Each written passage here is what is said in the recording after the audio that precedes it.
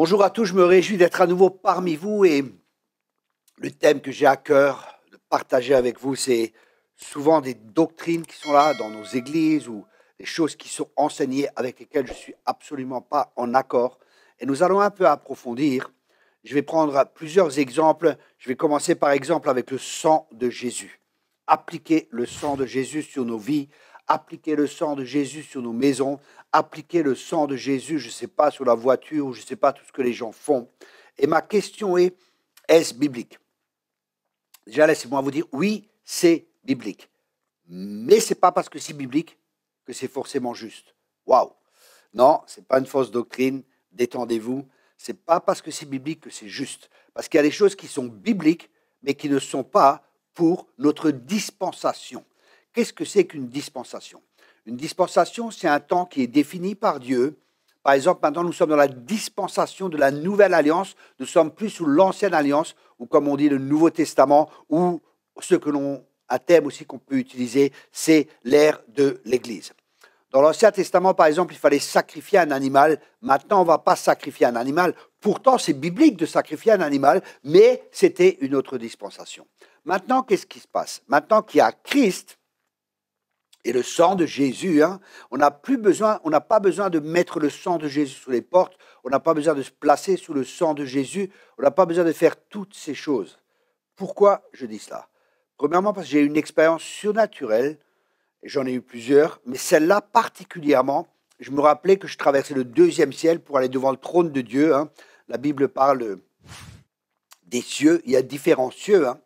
Et je crois que le deuxième ciel, ça aussi, je ne peux pas le prouver bibliquement, donc je suis très prudent. Mais c'est ce que beaucoup de théologiens disent, c'est qu'il y a un deuxième ciel où il y a les démons, l'ennemi qui habite, tout ça, et après il y a le troisième ciel. Mais en tout cas, je sais que je suis passé en esprit par le deuxième ciel pour aller devant le trône de Dieu, et je voyais comment les démons partaient devant moi. Pourquoi? Parce que devant moi, il y avait le sang de Jésus-Christ. Le sang de Jésus nous couvre, on n'a pas besoin de se placer sous le sang de Jésus, nous sommes déjà sous le sang de Jésus-Christ, et ça, c'est la bonne nouvelle. Et je me rappelle, dans un message que j'avais entendu, une personne qui prêchait, elle disait « le sang fraye un chemin ». C'est intéressant parce que comme le sang de Jésus était devant moi, ça me frayait un chemin dans le monde spirituel. Ça me permettait d'aller devant le trône de Dieu. Et je ne me suis pas mis sous le sang, je ne me suis pas placé sous le sang. Nous sommes sous le sang de Jésus-Christ. Pourquoi est-ce que les gens font de telles choses? Premièrement, parce qu'ils croient des enseignements qu'ils ont reçus. Et ces enseignements, ce ne sont pas des enseignements qui ont été reçus par révélation. C'est des enseignements que les gens entendent et simplement, ils vont faire ce que certains prédicateurs leur disent, mais malheureusement, ce n'est pas juste. Bien que ce soit biblique, je le répète, c'est faux, parce que dans la Nouvelle Alliance, nous sommes sous le sang de Jésus-Christ. Et ces personnes qui font cela, qui se placent tous les jours sous le sang, qui mettent le sang un peu partout, c'est les gens qui agissent souvent par crainte et par peur. Et la motivation, la source de ces enseignements ou la source de ces pratiques, c'est une mauvaise compréhension de la parole de Dieu. Et en même temps, ça peut être et avoir la racine comme motivation la peur. Mais nous ne marchons pas par la peur, nous ne marchons pas par la vue, nous marchons par la foi. On n'a pas besoin de se placer sous le sang de Jésus. Nous sommes sous le sang de Jésus-Christ. Je me rappelle un jour, j'étais dans une église aussi, et je prêchais justement sur l'armure du chrétien, vous savez, le casque du salut, la cuirasse de la justice, le zèle, les chaussures du zèle pour partager l'évangile, le bouclier de la foi, l'épée de l'esprit. Et je partageais sur ça, je ne connaissais pas, c'est la première fois que j'allais dans cette église, et je partageais, je disais, oui, vous savez, il y a des gens, tous les jours, ils mettent le casque du salut, ils prennent la cuirasse de la justice, ils prennent l'épée de l'esprit, ils prennent le bouquet de la foi, les chaussures du zèle, de l'évangile, et ci et ça. Je me dis, mais pourquoi vous êtes déshabillé le soir d'avant, et le lendemain matin, vous vous rhabillez? Franchement, c'est du grand n'importe quoi, et c'est terrible, et je ne savais pas. Et le pasteur est venu à la fin, il m'a dit, ah, mais vous avez prêché des choses lesquelles on n'est pas d'accord, parce que nous, on enseigne que tous les jours, il faut prendre le casque du salut, il faut prendre le bouclier, il faut prendre l'épée de l'esprit. Je dis, écoutez, c'est la première fois que je viens ici et je parle de ça, et c'est la première fois de ma vie que je prêche de ça, que je prêche sur ça. Vous ne croyez pas que c'est peut-être le Saint-Esprit qui veut vous reprendre et vous montrer que peut-être cette doctrine n'est pas juste et que cette manière de penser est fausse? Bien sûr, le Malheureusement, le responsable n'a pas accepté. Il est resté dans ses traditions, malheureusement. Mais la cuirasse de la justice, nous l'avons parce que nous sommes justes en Dieu.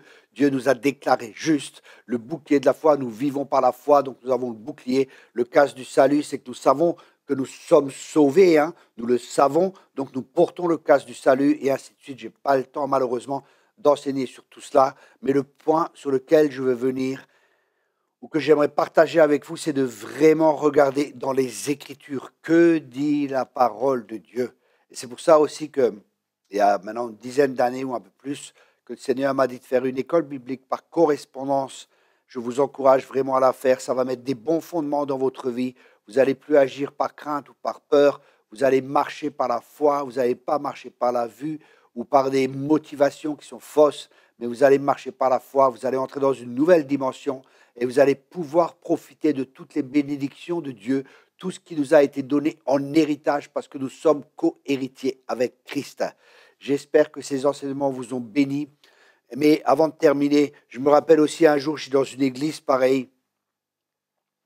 Et là aussi, c'était une grande église, il y avait plusieurs milliers de personnes, hein. Et je prêchais pareil, que des gens, tous les jours, ils font des proclamations et tous les jours, ils ont tout un rituel qu'ils font chaque jour. Et que ce n'est pas juste parce qu'on vit par la foi et que tout cela est de nouveau basé sur la peur, se placer sous le sang et faire plein de proclamations, dire plein de choses. Et je dis, c'est pas juste ce qui se passe. Et à la fin, le leader, il s'est levé, il a dit, nous ne sommes pas d'accord avec l'enseignement de Thierry Kopp. C'est faux ce qu'il dit parce que ces choses-là, il faut les faire.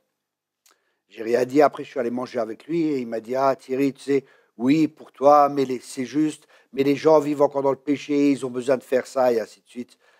J'ai rien dit, j'ai pas répondu.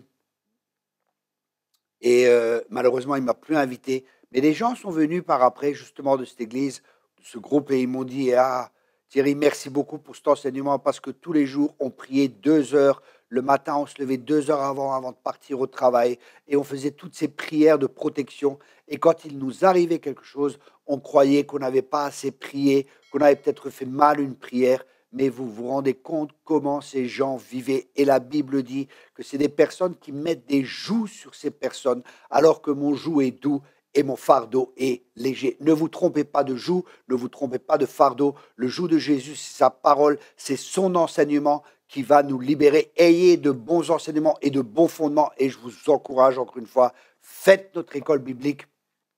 Ça va changer votre vie, ça va impacter votre vie pour l'éternité. Soyez tous abondamment bénis. Merci beaucoup.